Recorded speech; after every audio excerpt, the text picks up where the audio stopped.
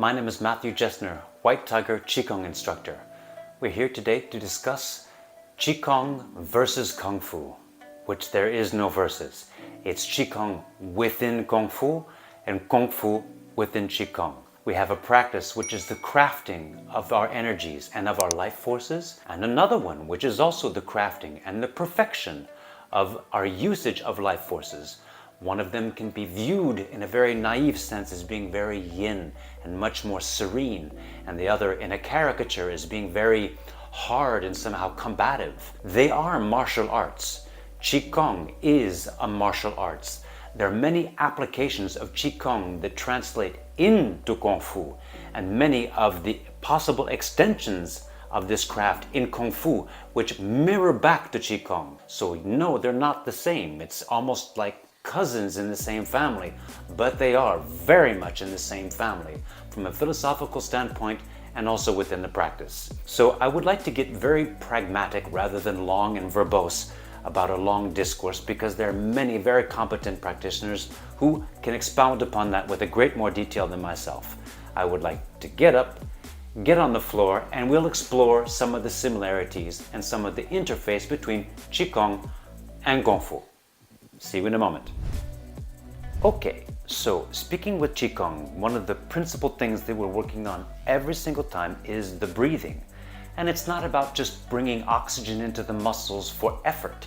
It's a question of balancing the sympathetic and parasympathetic nervous systems. This is very important because on that line of perception is our ability to understand the space in which we are and the space into which we move within Kung Fu or any kind of kata or manipulation of weapons or eventually combat. This understanding, this interface is incredibly essential. In Qigong, because it's by definition not a combat art, it allows us to explore this space in a little bit more of a non-challenging environment, but to perfect it to then eventually be able to use it in a martial context. Standing and breathing and feeling the grounding of one's energy into the ground, the gravity, very important to sink into the gravity to have the stability, to rise from the gravity to have the agility. These forces that we use in Qigong,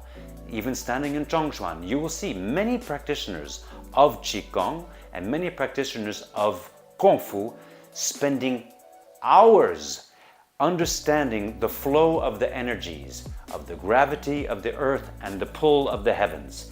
It has a spiritual component, it has a meditative component, but the idea is to create a stasis, a state from which our work will then emanate. This is happening in Qigong, very directly related to Kung Fu. The breathing. Very important that the breathing keeps us in a place of equilibrium, which will allow us dynamic or extremely almost static. It's very important to have that stasis to work from. Eyesight, super important in terms of Qigong. The focus, where we have our eyesight and our focus, whether we're focusing on a pin focus or on a wider focus. Sometimes you'll hear the words defocus. No, when I'm standing in Zhangzhuan for quite a while and I'm going into a wider perceptive sphere, I am not going into defocus, I'm going into super focus, using all of my peripheral vision and perception, and to be able to direct it and to be able to open it, including the hearing. We open our perceptive sphere. This is incredibly important within Qigong with the direct application to Kung Fu. We don't tend to practice Qigong in a situation of adversaries, although we do often work with forms whereby we're relating to space. So it's very important to create that. Let's get pragmatic yet again. The breathing, we just spoke about it. The eyesight, very important to be able to master that in terms of our focus in our forms. So physically, when we're talking about Zhangzhuan, we tend not to do much Kung Fu from this particular position, but we will be using a neutrality that we then move into and from. One of the other stances that we'll be losing a lot in our forms are what we call duribu. It's the rooster, so it's not just the leg hanging out there somewhere. The foot is pulling into the center, driving up, lifting up inside, pushing straight down. You've all seen it in Karate Kid, right? Well, it's this duribu.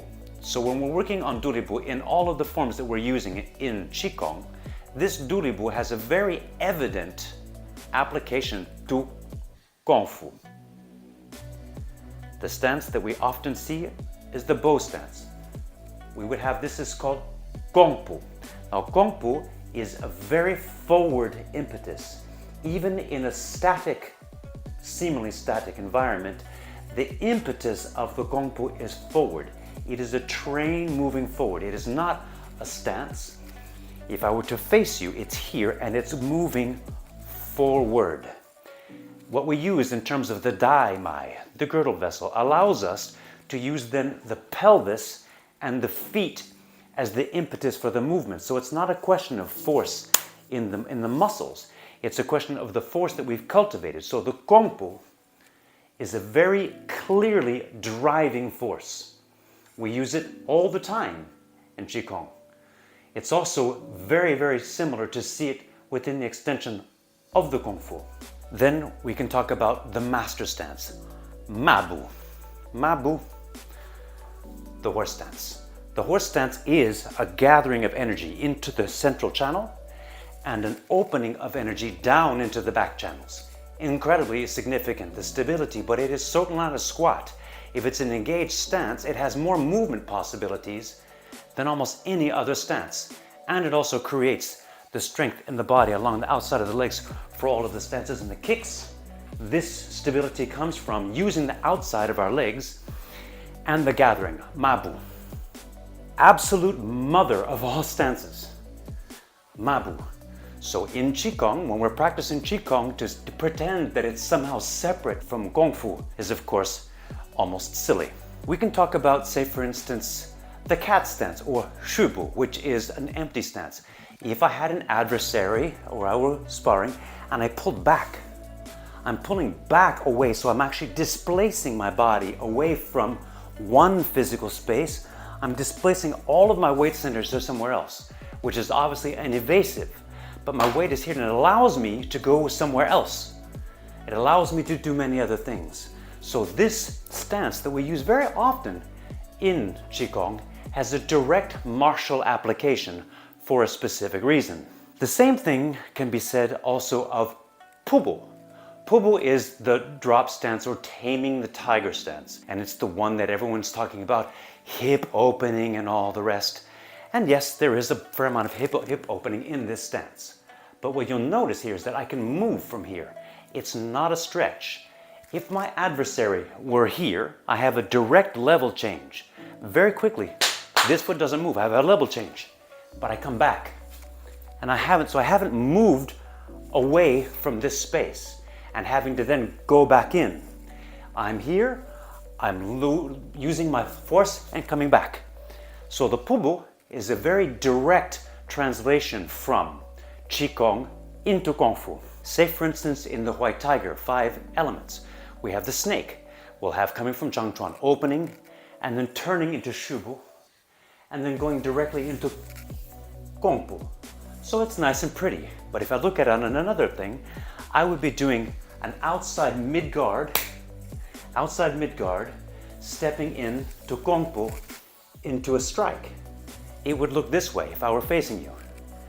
Mid-guard, coming in and strike. It's not violence, it's not aggression, but it has all of that. So when you practice the Qigong and you know where you're going, you have all of these bases from which to work within the Kung Fu. Okay, now we have Xiebu. Xiebu is an interesting stance. It's a direct level change, but it also allows you directional possibilities. It gives us the possibility of using the coiling in the body, and then to move, and then potentially to address additional adversaries. So all of these little elements, if we understand them and integrate them into our practice, have a direct correspondence to each other. So again, Turibu, very important stance. Zhangchuan, our breathing, our perceptive sphere. Mabu, Kungfu, Pubu, xiebu. Just that, as in the very beginning vocabulary, has a direct correspondence from Qigong into Kung Fu. One last thing about breathing. If you can try, just on your own, to be in a position of Mabu and rising up but pressing down on an exhale, very deep into the ground, we're very stable. You've seen all the videos, you pushing someone, 5 guys trying to push somebody who doesn't move. It's that rooting. And so we can push, try it on your own, and exhale into the earth. Very, very deep. But you're stable and you don't go anywhere. Go down again. Come up on an inhale. You still have your weight on your feet, but you've got much more openness and you're more available to move. So this is very often in Qigong a closure, closing. And this is very often an opening to allow us to move. So it's so important to understand the eyesight, the perceptive sphere, the stasis, and the purpose of the stances outside of a combat context that allows us to bring the Qigong practices into the Kung Fu, but to give the actual purpose of a movement some idea so that it doesn't just become a position. These are some of the very basic ideas of the correspondence and the correlation of Qigong into Kung Fu. Thank you.